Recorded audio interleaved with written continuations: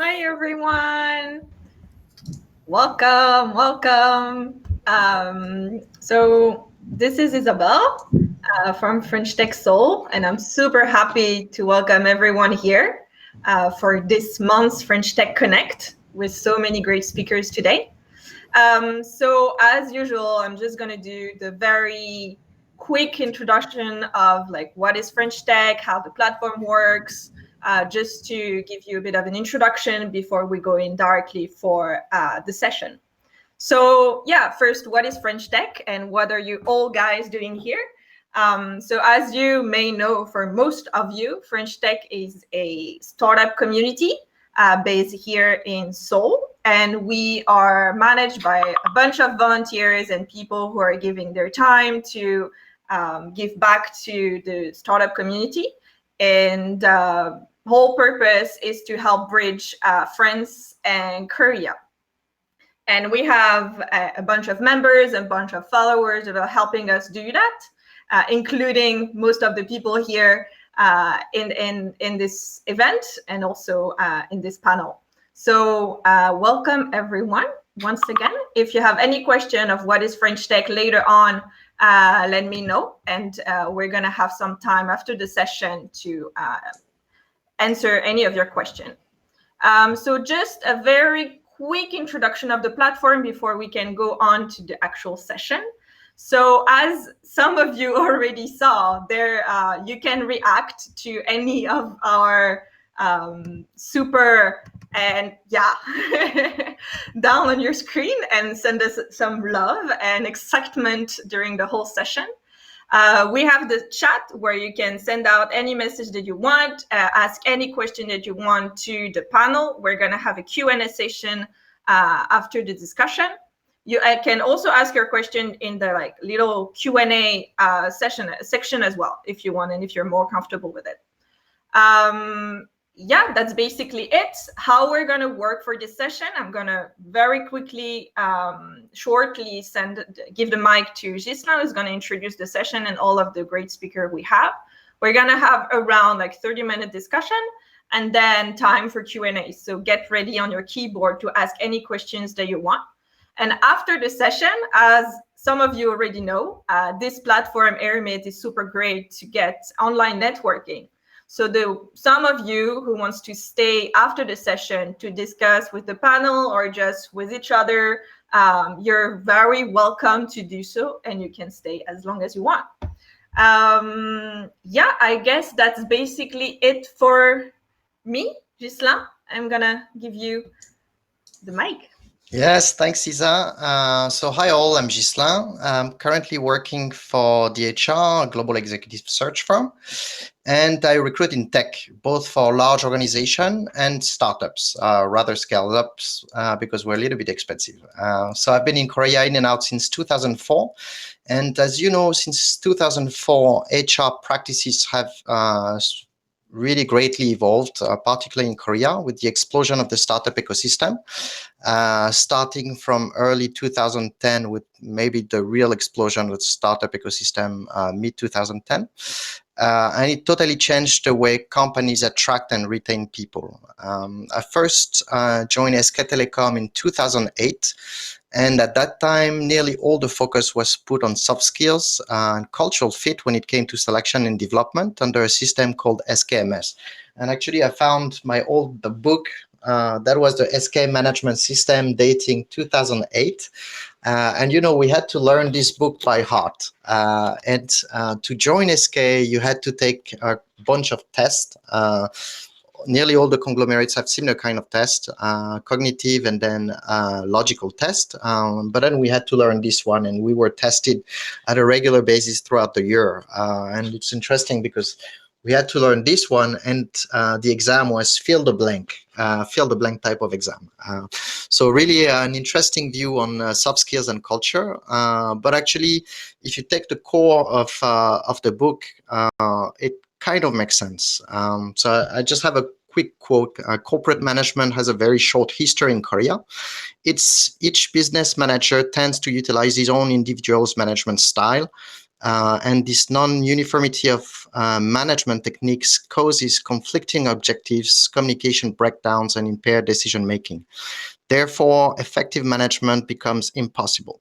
SKMS consists of basic business concepts that summarize the essence and goal of business management and the business management factor that affect them. These management factors are static and dynamic factors, which are intangible and generally overlooked by management science, are given special emphasis. So that was really, really great in theory, stressing really the core issue about how we consider and how we view soft skills in organization, how we use them to build a culture. But at the same time, the question is, is it real? And of course, on a day-to-day basis, this wonderful book and culture that is put together by consultants is not very real, and very little was done to actually really have this culture into practice within the organization and help people to develop the right kind of skills.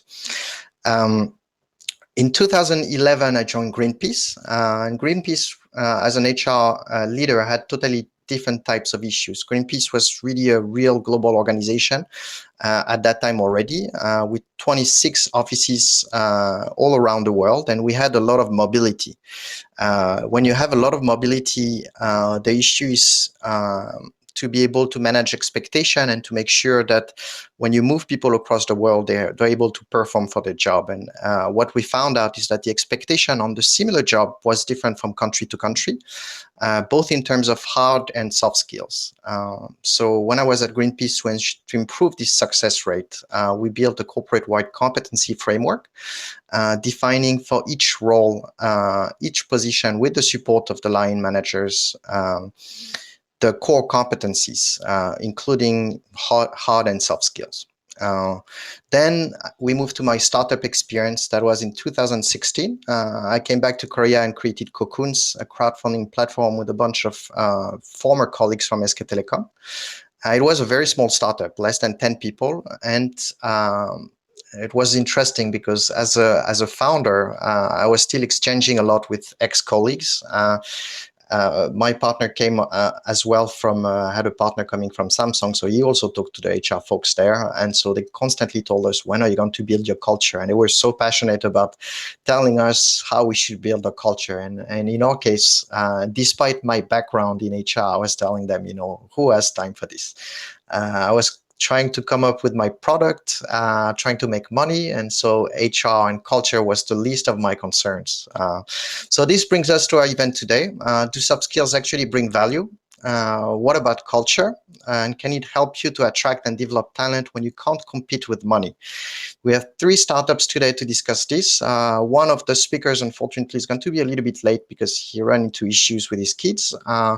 But we have a company called Nano, Begin, and Luminous. So before we start with our panel discussion, could you introduce yourself and your company, please? Maybe starting with Julien. Hi, good evening, everyone. My name is Julian Letterman. I'm the head of M&A and strategy or corporate development at Nano Dimension.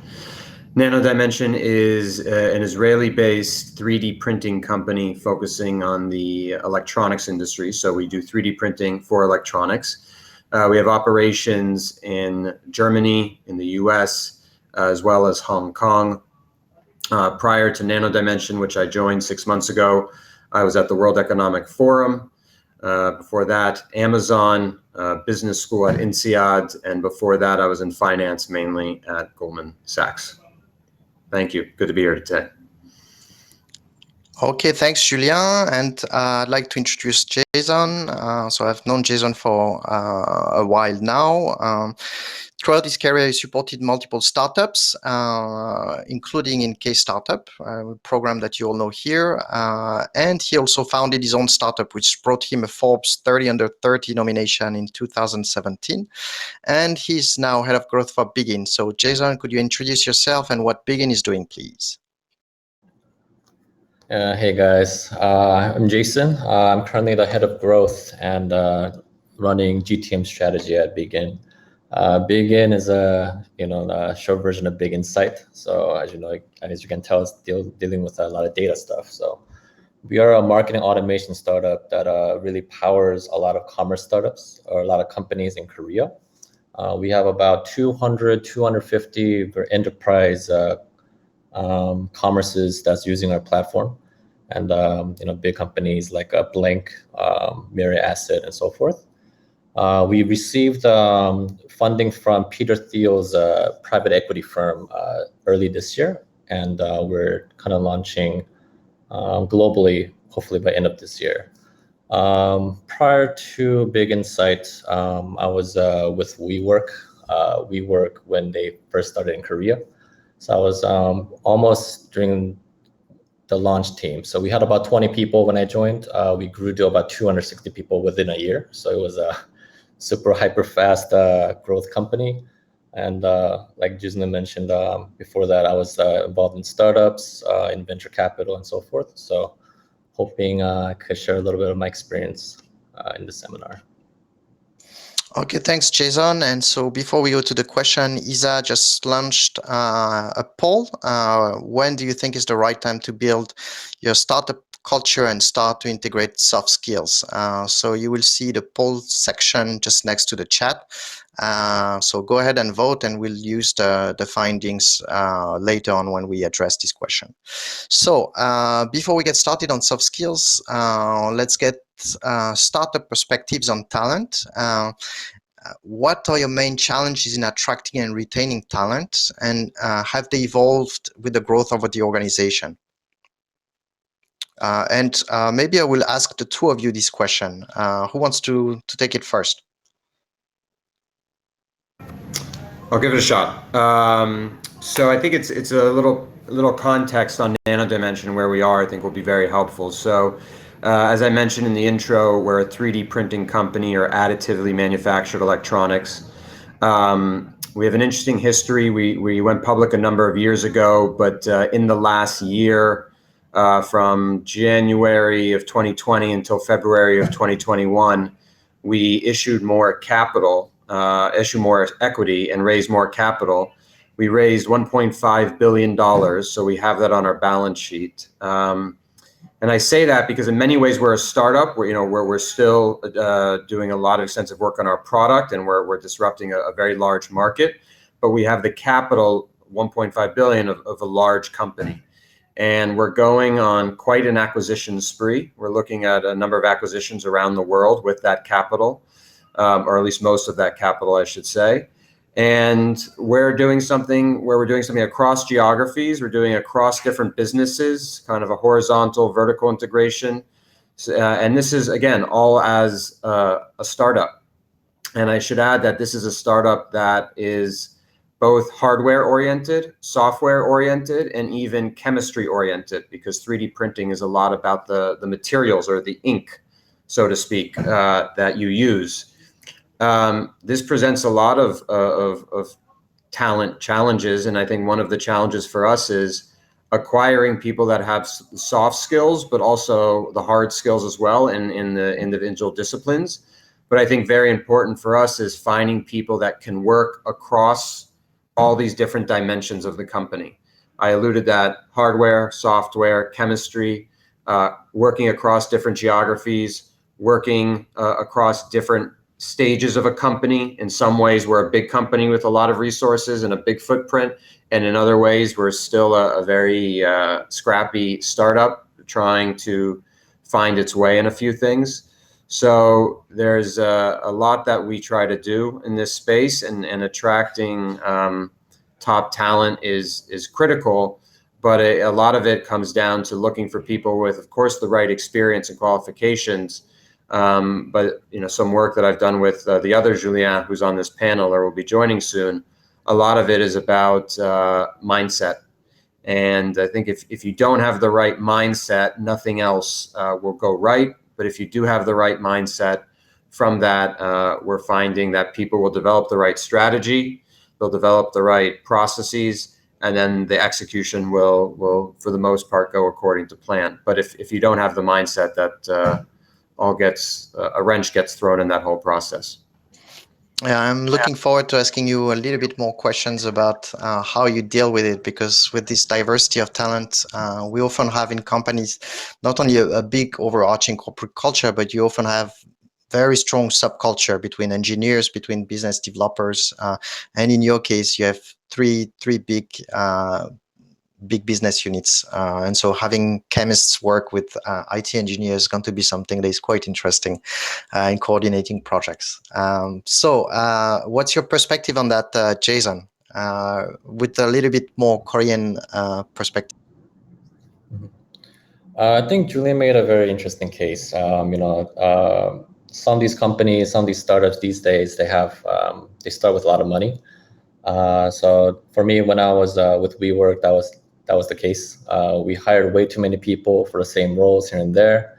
In the company I'm at the moment, we just received funding, and it's at the point where it's like, okay, how should we spend this, right? So it's just kind of funny because now it's like, okay, we have this money that we got to spend, but okay, like what's going to be kind of the standard to bring in, different people? Like, is it going to be by years experience?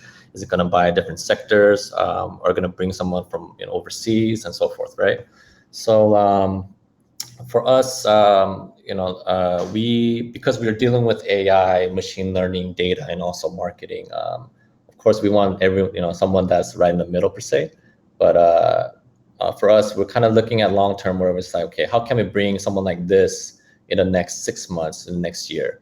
So I think with that, there's something called HRM, and all these different new HR kind of startups or platforms that's coming up. So we've been using those. And then before even hiring for my team or for my unit, the first thing I actually ask is, why do we need this person, right? Is this person, coming in to solve a current problem, or is this person going to solve a future problem? And I think by kind of being able to answer those questions, you can kind of make a strategy to see, what kind of profile you want, profile you need. And another aspect that we also have to think about is also onboarding, right? I think with the pandemic and everything, I think like bringing people on board has changed tremendously, and especially in Korea, where in my opinion, COVID, we're doing pretty well when it comes to managing it. But at the same time, it's like, okay, how can we get this person up and running, onboarded as soon as possible, and so forth. But at the same time, be mindful of what's going around, around the world. And I think that's a different problem we got to discuss as well. So I guess when it comes to local level, right, I think we can discuss this a little bit later on, but I think the compensation and everything has changed over the years. With startups, some startups, they offer a lot more money, using money as a way to bring people in, or stock options, or just the fact that you can make more decisions, more work and life balance and so forth. So so I think that's been the kind of changes that's been going on, and then those challenges are also in our minds like every single day. Okay, great. Yeah, two different perspectives that are quite interesting. One centered around the attraction as well, and Julien really about building the organization and making it sustainable. What kind of strategy did you put in place to address the challenges that you listed? And I'll start with Julien once again, since you started. Yeah. So it's a few things, and frankly, to some extent, it's to say that we have it fully answered and figured out, I think would be misleading. But we have started. I mean, we started from the get-go. I mean, in Israel, the companies here are very, I would say, think a lot about culture and the relation between people, it's a small country, and it operates based on a kind of a familiarity basis, and being very honest with each other. So, and I think the thing that we first ask people is, are they honest? And not, of course, honest in, will they tell you the truth, but honesty in terms of giving you their opinion. And I think that's been a huge part of that culture, and we make that very much part of the interview process, where we're making sure, like, all right, this person's really telling me what they think. Again, honesty in this sense is not about are they saying a fact or not, but are they being honest to themselves and what they think. And I think that's been a huge part of our process, because in our culture here, it's very much based on sometimes very opposing ideas, really coming to a head. And then from that, you either find what is the best idea, or it's some permutation of bringing those two huge ideas together. And I think also a big part of it is not just sensing our people honest in conveying their own opinion and getting and their own perspective during the interview process, and as frankly as full-time employees, but also, are we honest to them as an employer when we're doing the interviewing? Are we being honest about who we are or who we're not in the process as well? I'm personally, and I know that the leaders of the company here are very much of the relation that the interview process is a two-way street. You are interviewing them, they are interviewing you, or they're getting to know you, you're getting to know them, you're seeing if it's a right fit from both sides. And I think we think that requires brutal honesty. It's quite common, as much as we do focus on these disciplines of hardware, software, chemistry, and then of course the commercial roles. We do talk about fit probably more so than we talk about those technical qualifications. And I think by talking about fit, you're depersonalizing it. You're not saying that person's good or bad, which sometimes I think gets a personal connotation to it. You're really saying, is this the right fit? And sometimes you could have a great person who's very qualified or even has great character and great soft skills, but maybe is not the right fit for the organization. And they may feel the way about us. They may say, we're a great organization. They love what we're doing. They trust that we're going to continue to do well and innovate, but we're not a right fit for them. So I think it's very much a two-way street, and it starts with being honest about who you are and asking the person to be honest about themselves. Okay, thanks for these elements. Jason, how about you?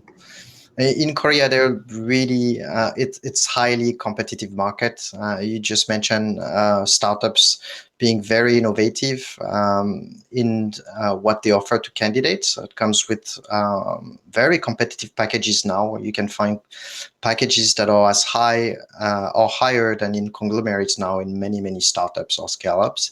And smaller startups are also very innovative in offering as you mentioned, stock options, retention bonuses, and a lot of different things. So how do you, as a little bit younger startups, do to attract talent? And how do you basically differentiate yourself from all these startups? I think Julian made a very good point. I think the entire thing is a two-way street, right? For me as an interviewer, also interviewee, going through different processes here and there. And I think in Asia alone, I think it's a very interesting interview process in general. If you go to conglomerates, you kind of go in together with like 4 or 5 people. You're pretty much competing against each other. And the funny thing is that still exists today. I remember one of the candidates we had, she actually asked us if it's that kind of interview. So I think in the beginning, being transparent, like Julian mentioned, is very, very important. And from there, I think understanding their needs. So I think a lot of companies, they understand the problem they have, but we got to also understand what problems or what kind of opportunities that these candidates are looking for. And by making it more personalized with their experience, what they're expecting, what kind of impact they can make, I think that's a very kind of first interaction in a way to bring them in, getting the foot in the door per se. And from there, just working with them, finding out how they can make an impact in the company. I used, so one of my colleagues, he came up with this. So when it comes to hiring, not just hiring itself, but like just finding out what the problem is, we use the 5 whys. So you pretty much ask why 5 times. So for example, for me, I'm the head of growth. So my main role is to grow the company. So it's like, okay, what's the problem then? So it's like, why is sales low this month? Then the next why is, why are leads not coming in? Then you go more deeper and deeper and find out that inbound sales are not coming in. Then we, understand in the end saying, hey, like maybe our keywords are not working. Then from there, we kind of discuss, okay, is this a system problem or process, or what kind of problem is it? And then once we figure out that this is a problem that needs to be figured out through a person, then that's when we discuss, okay, what kind of person can we bring in? Where can we bring them from? How can we make the compensation packages?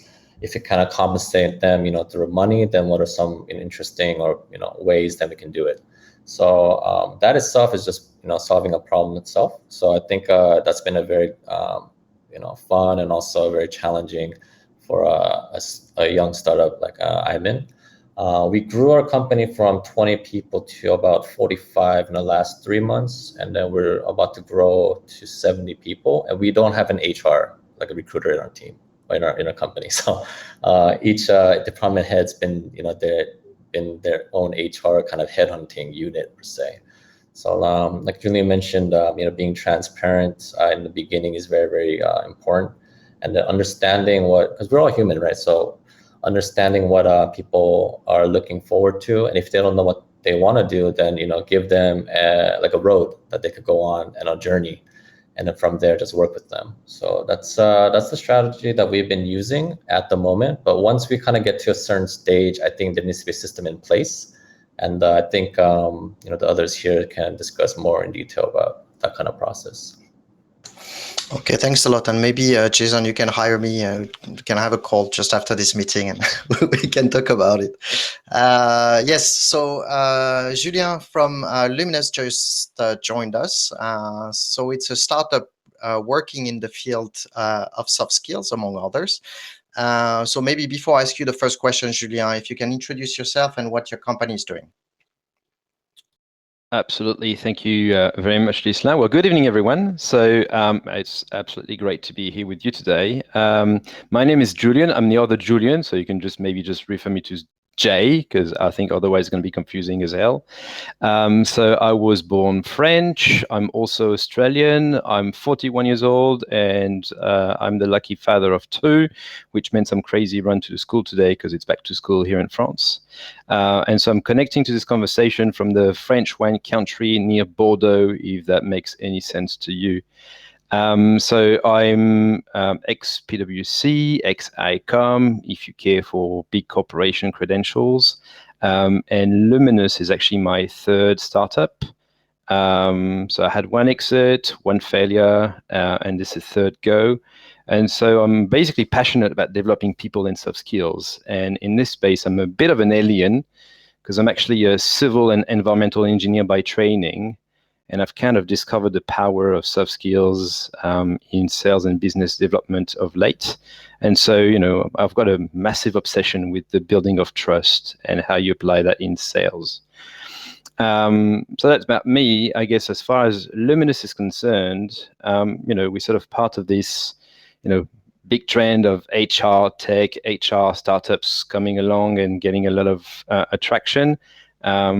We're only a few years old. There's 7 of us, and what we do is we help unlock soft skills in organization around different sort of professions or focus points. So we apply this in sales. We can apply this in leadership. And I guess our secret recipe is we tend to be more scalable than otherwise known coaching frameworks that work really well but are really hard to scale. And we are way more impactful than, scalable e-learning solutions. So we kind of, partway in between all of this, and we rely on things like self-coaching, peer coaching, and flash coaching with professionals to help professionals of all kinds to sort of unlock soft skills for their own, trajectories, responsibilities, and ambitions. Okay, thanks a lot. So actually, that would be an interesting question with your following your introduction. But what are soft skills exactly, and do they actually matter? Well, do they matter? I guess that's a very subjective question. But what is it that we are even talking about here? This is a fascinating discussion. So, I like to, and obviously we're not going to spend all evening on this. So if I was to try and crystallize a couple of things, so where do soft skills come from? I think it's very important to look at where things come from to understand what it is we're talking about. So historically, it's actually coming from the US Army, right? So we sort of go all the way back to the 1960s. And in the 60s, what the US Army realized is for effective military operations, they need a number of things. One was mastery of the art of war. Another one was mastery of weapons and weapon training. And there was this other thing, which was basically unrelated to weapons or war, that they decided to coin as soft skills because it was relating to the human dynamics at play within the ranks of the army. So that's where it comes from. Pragmatically today, I think soft skills is being used as a term in direct opposition to what is known as hard skills, which is basically everything relating to the technical content of your work. If it's coding, it might be, I don't know, auditing and tax accounting. It might be cybersecurity, or it might be, whatever the case might be. But these are the hard skills, the specific work-related or task-related aspects. And the problem with, I guess, the soft skills nomination is it sort of gives this false sense that because it's soft, it might be easier or less important. And so if we're trying to be a bit more constructive in the definition of soft skills, I tend to prefer other terms like people skills or human skills, or even some people coin them power skills. And what are we talking about? It's basically the sort of individual, social, and sort of human-centered competencies that allow people to effectively, constructively, and positively navigate the human organizations they are part of. And so, what do we talk about specifically? It's things like, empathy, resilience, patience, listening skills, questioning skills. There's quite a number of them. And that's what sort of makes up soft skills. Okay. So how can we leverage soft skills, because that's also the topic today, in attracting and also developing people in a way to keep them on the long term? Yeah, so I think this I think for a lot of HR organizations, a fairly fundamental question. And I'm actually going to piggyback to what sort of Jason and Julian were saying along the lines of, being honest and being clear about what the culture is all about. A lot of people tend to describe what the culture is supposed to be, right? So, we might be inclusive, we might be, I don't know, sustainably focused, we might be responsible, we might be obsessed with customers, yada, yada, yada, right? But the fundamental thing is culture is actually what people experience. There's this odd say that says, culture is what people talk about at the coffee machine. What culture is also how they go about talking about things at the coffee machine. And which is where, soft skills become very important. And if you're observing a large organization with sometimes subcultures, right? On face value, the announced culture is supposed to be the same, right? And I'm working with a number of large corporations, and on paper, the culture is the same. So how is it then that in sub-teams, you definitely have things like subcultures?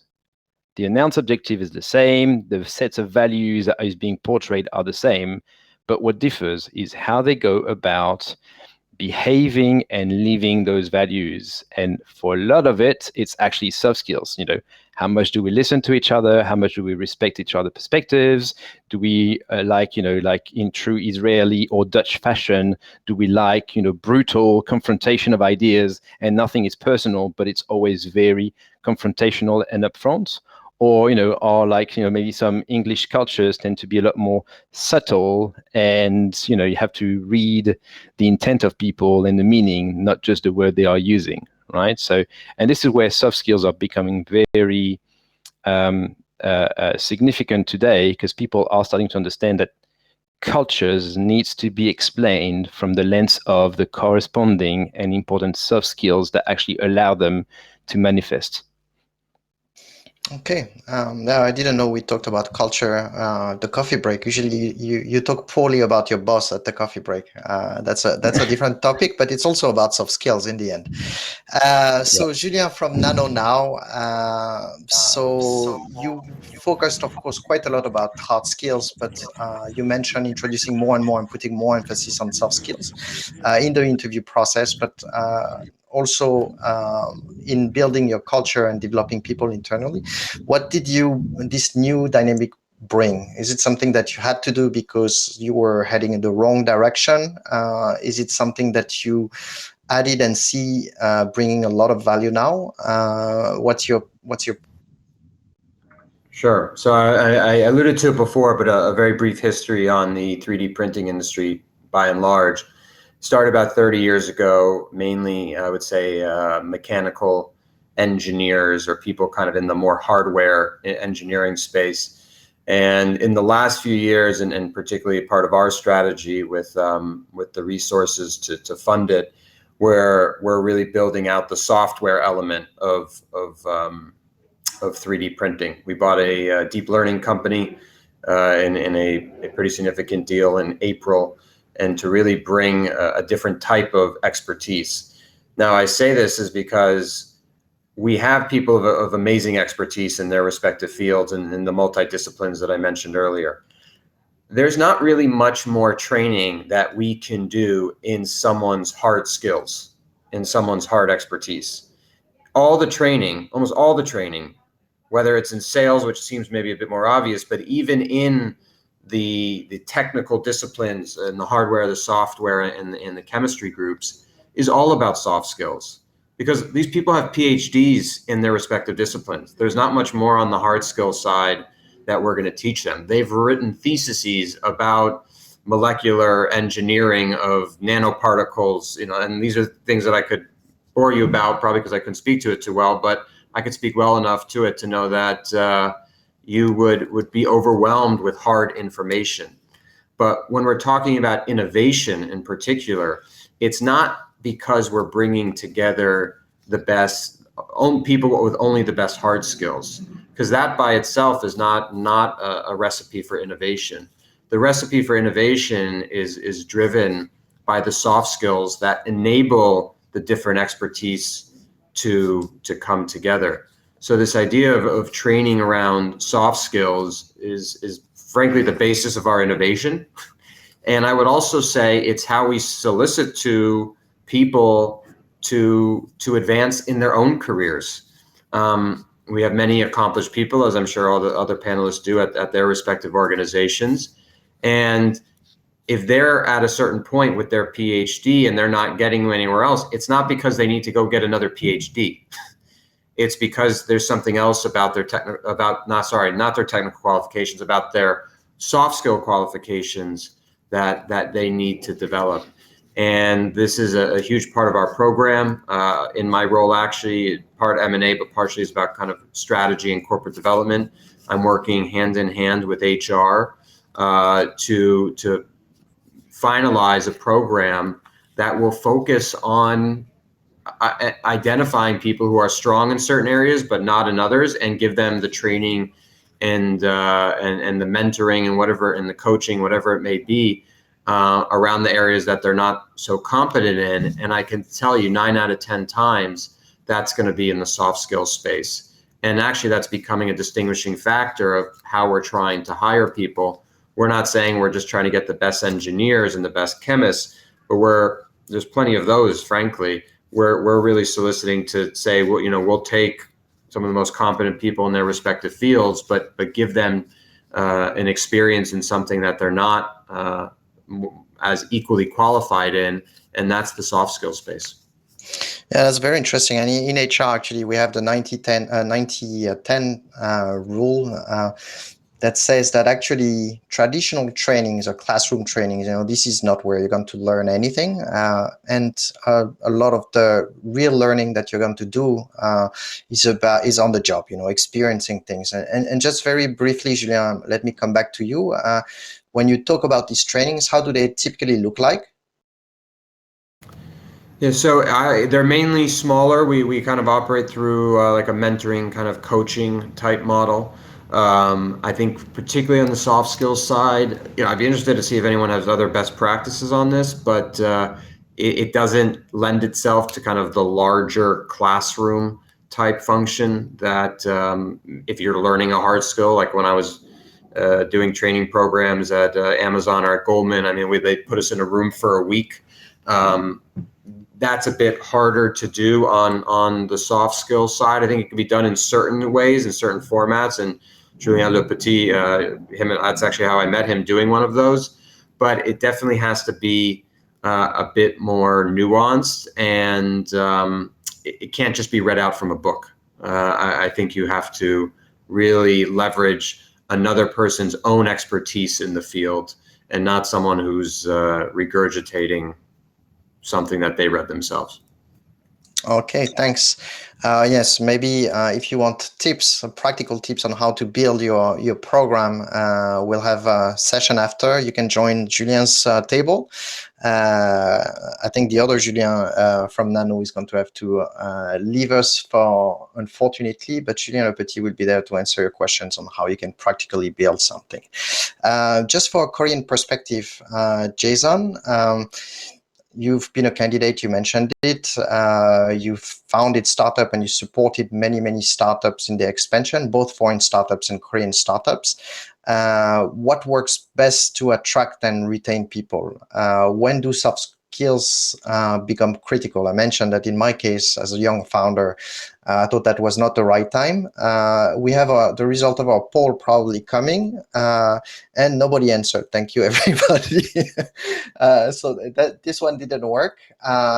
You can still answer it, and maybe we'll come back to what your perspective is a little bit later. It's in the poll section next to Q&A.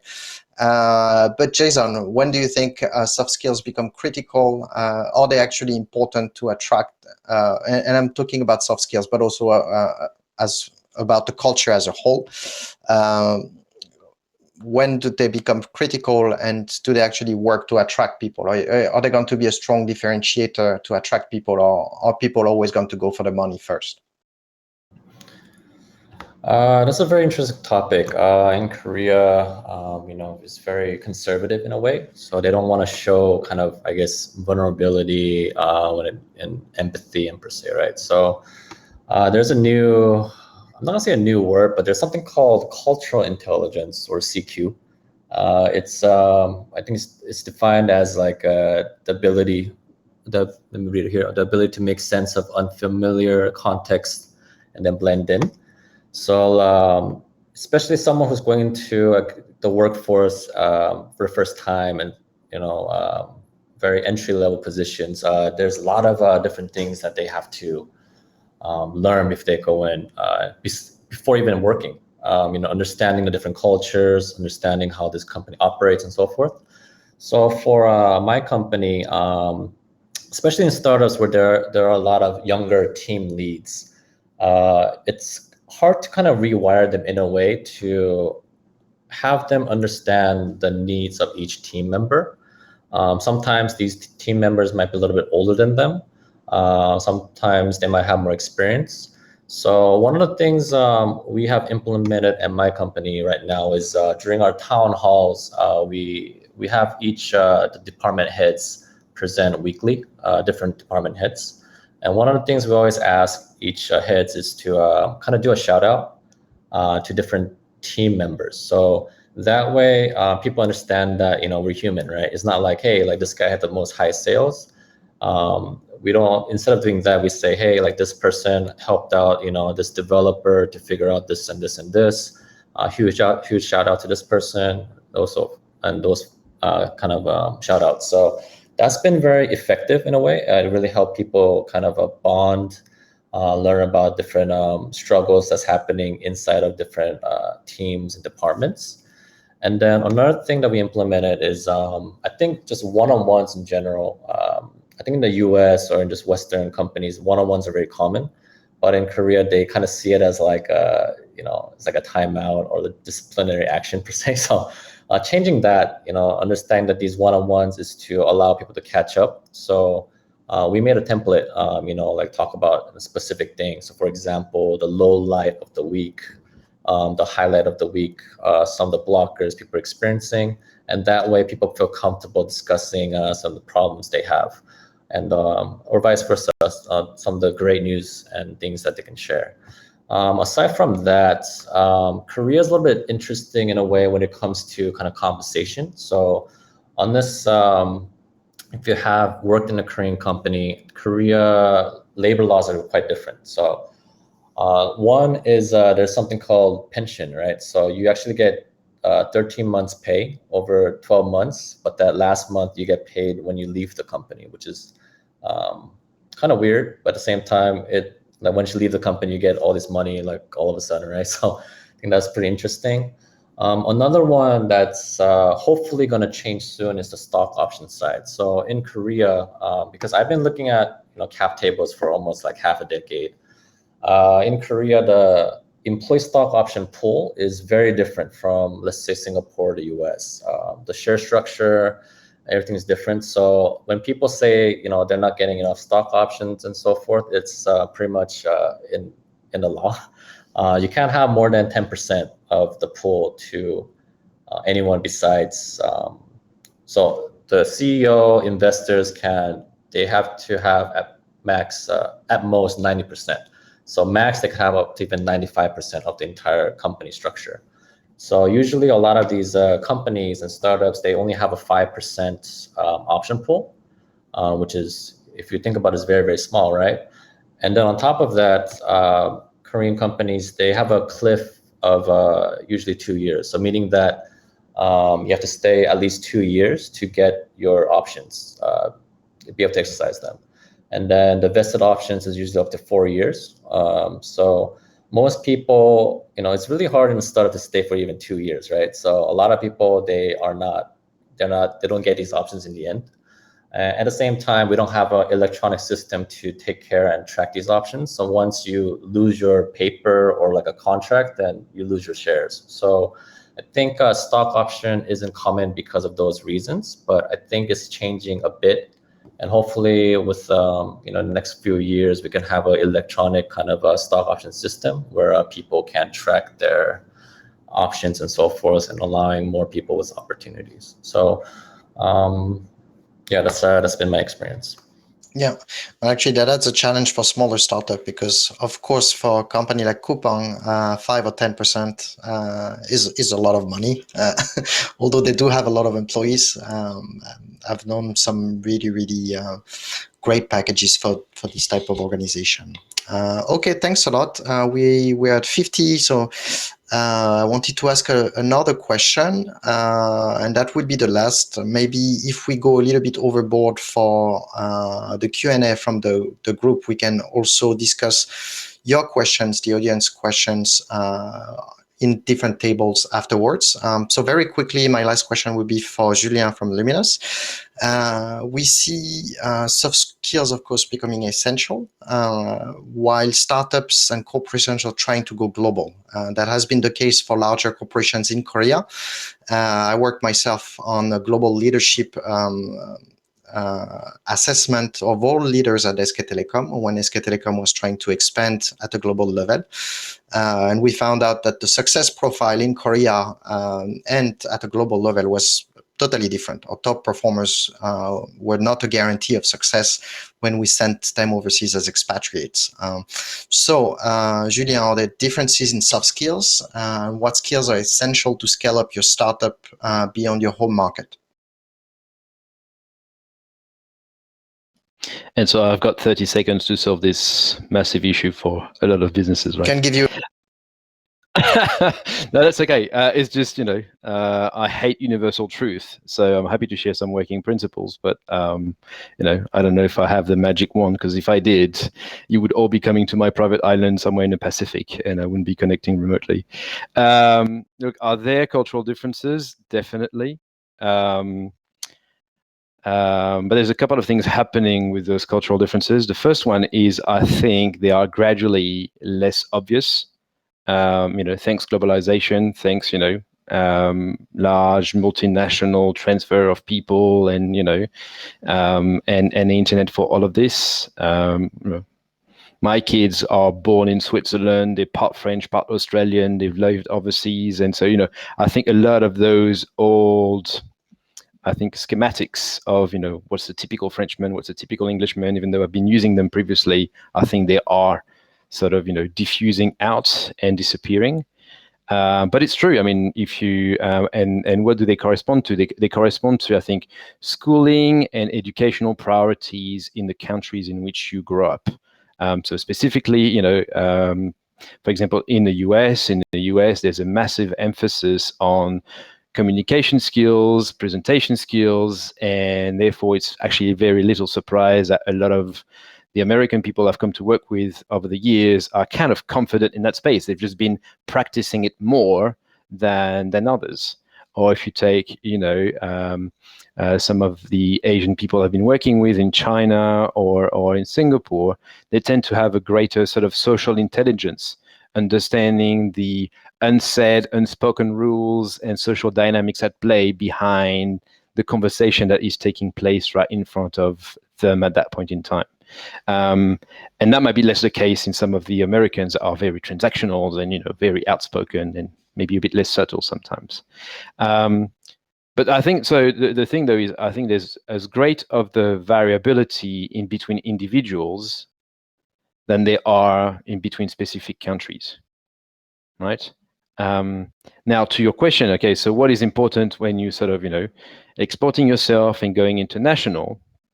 I would potentially list 4 of them.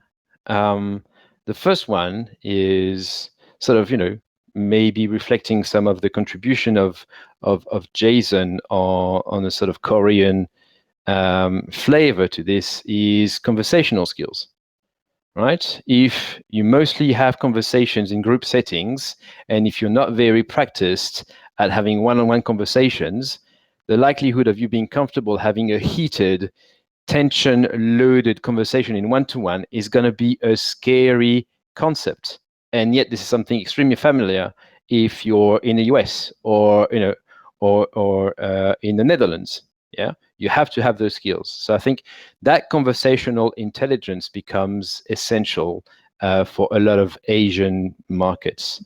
Another one I think that is a saving grace is a combination of empathy and what I would call customer centricity, in a sense that it doesn't really matter if you're not familiar with a specific setting, the specific environment, or the people you're dealing with, for as long as you're able to pay close attention to how they're responding to things, how they're communicating, then and actually caring for their perspective on things, then fitting in is actually reasonably straightforward. I would have countless stories about, when I was working with consulting teams where I would typically be thrown at, oh, this is a difficult client.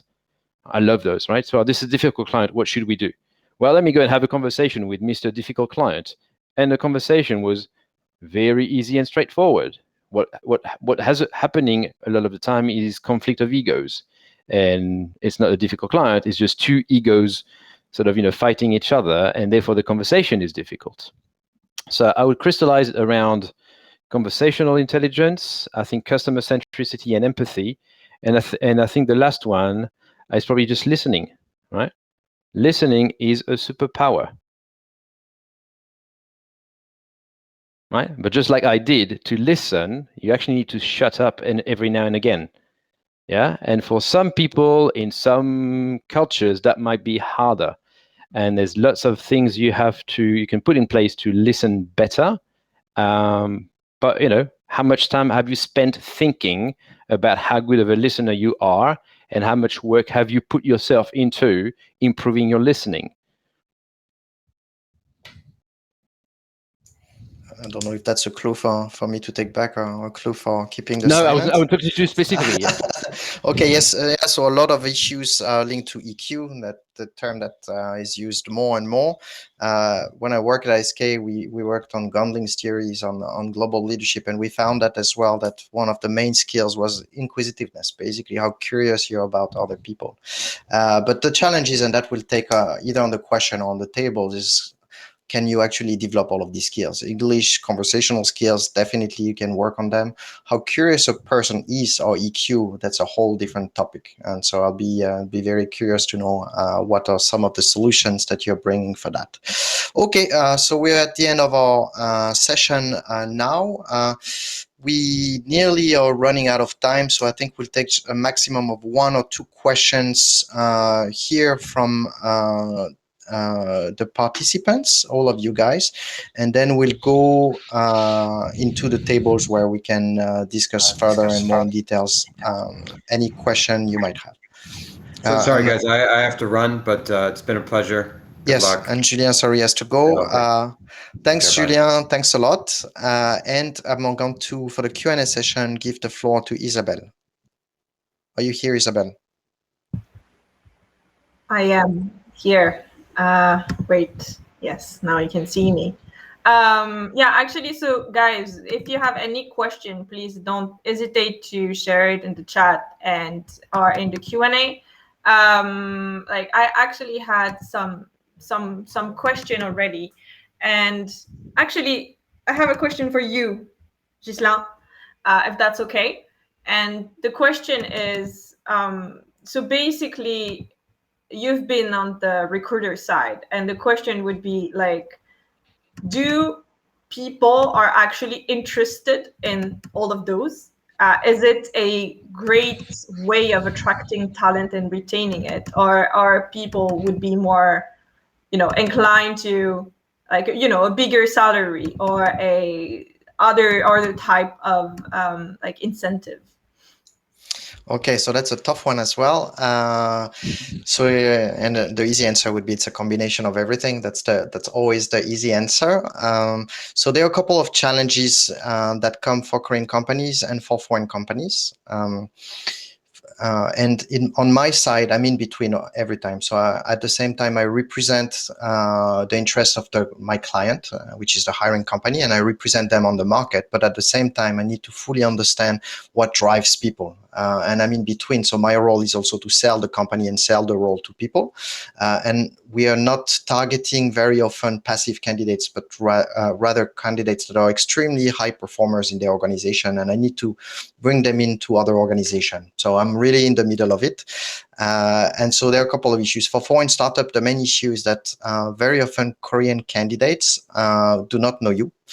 And if they know you, they are very afraid that you will disappear in the next 5 years. So that's the very biggest challenge. And many foreign companies don't have a lot of online visibility on the Korean social networks.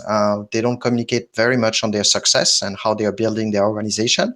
So basically, the Koreans also use their own portals that measure, the corporate culture of company, sites like Job Planet, and they're going to check out what's your reputation on these sites. And if there is nothing, they're going to say, okay, maybe the company is not a solid company. So I would say the first step is going to be, if you want to attract people, to make your company known and advertise your success. Build your EVP, which stands for your employee value proposition. So basically, what do you have to offer to people? I'm not sure who mentioned it, but very often companies think that employees will just come to them. If they provide a good package, when you work in a company, you tend to think that your company is the best in the world.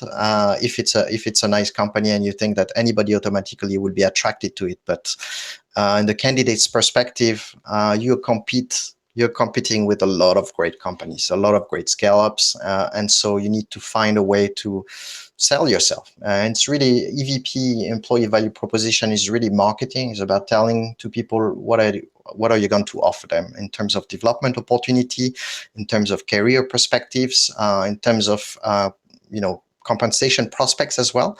When you're recruiting in large corporations, employees know what they're going to get as a salary in 10 years. So they're going to look what is the prospect, what is going to be the prospect for them in your startup. So it's a combination of everything. And after, I would say it's highly personal. You do have a lot of people who value compensation above everything, particularly when they already have learned quite a lot. And there are people who would put corporate culture first. So I would say the key is really to be able to find these people, sell yourself, to be able to, when they ask you these questions, have something to answer. Many companies, when candidates ask these questions, have nothing to answer. They have no career plan, they have no development plan, and so they basically have no answer. So have your story ready when you talk to candidates, because as nearly all the panelists today said, it's always both ways. And if you want to attract top talent, you need to have your story and your value ready. That's all. Thanks. To keep it short. I'll have more on. Yeah. We have like one question. Do you want to take it, or do you want to? I think it would be for Jason. Do you want to take this question now, or do you want to go on the table? I could do this, I guess. Okay. So let's do that very quickly and have this as the last question. So that was a question from Emmanuel. Basically, it's like how important it is to have an international team in a startup. I think it really depends on the company, right? Depends where you're servicing. So for me, for my company, we're launching into the international market. So absolutely, we for us, and I guess many global launch companies, they need this the team. However, there's a lot of like logistical issues. I think Ghislaine can share more in detail, but just because we want them, there's a lot of issues when it comes to kind of the process in the back, like visa, for example, that's a huge hurdle, and those things. So for me, I think companies they want it, but when it comes to kind of the legal side, they have to go through a lot of different issues. And I think the biggest question for people making decisions on those sectors is it worth it? And I think until a certain point, I think people kind of put off that problem as much as possible, and then until they actually launch into those sectors, those markets, So that's what I can tell you from my experience. I could talk more when it comes to, I guess, our session afterwards, but I've seen a lot of things happen, a lot of legal issues, not because Korea's against foreigners per se, but just the law itself is very kind of outdated, it's very slow, especially the case startup challenge, grand challenge, people actually inbounding, trying to localize into Korea, but they can't hire certain people. So I could talk about that more in detail a little bit later. Yeah, and me, what I can add to that, and I see that in Scale-Up, who have no problem to hire the right lawyers to make all these processes a little bit easier, is your organization ready and global ready? Because the biggest problem I've seen in companies like SK, in Korean Scale-Ups now, is that while the organization is not ready to work globally, language is one issue, of course. Most of the team members will not speak English or will not have the ability to work in English, but culturally as well, and it starts, I think, from awareness of yourself. And I would say that to some extent, because of the homogeneity that we have in Korea, a lot of Korean companies do not have the awareness of their own way of working and how it differs from more global environment. So that's also a whole lot of work to do in terms of change management and preparing your organization to the next level. And that would. Great end of the session on this part. So yeah, I mean, we're a bit, I think we're kind of on time, and perhaps we can like end the session here. So before we go, first of all, thank you to everyone as a panel, the great speaker. I already had some feedback that people liked the session and had good insight. So thank you, all of you.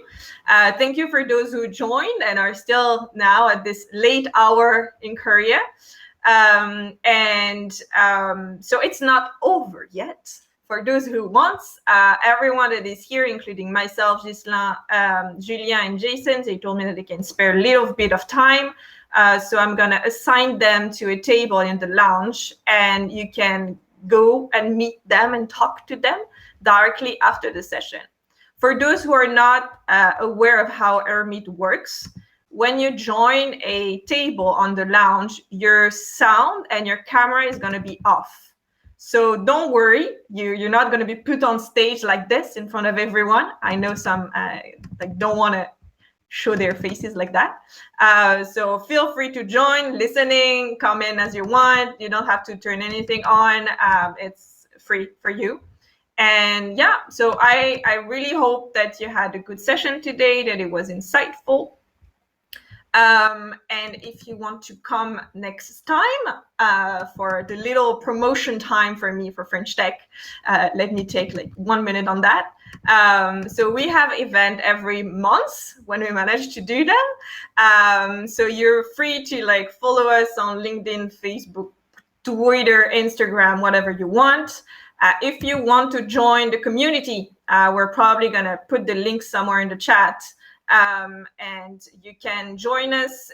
You can get in touch with everyone in the community, in the Slack and the Kakao group even, and stay in touch with everyone in here. So we're very open to anyone who wants to join us. And yeah, I think that's it for my little auto promotion time. So I'm gonna end here. Thank you again, everyone. Thank you for the speaker. Thank you for you joining the session, and see you at the table for those who wanna join after in the networking. Bye-bye.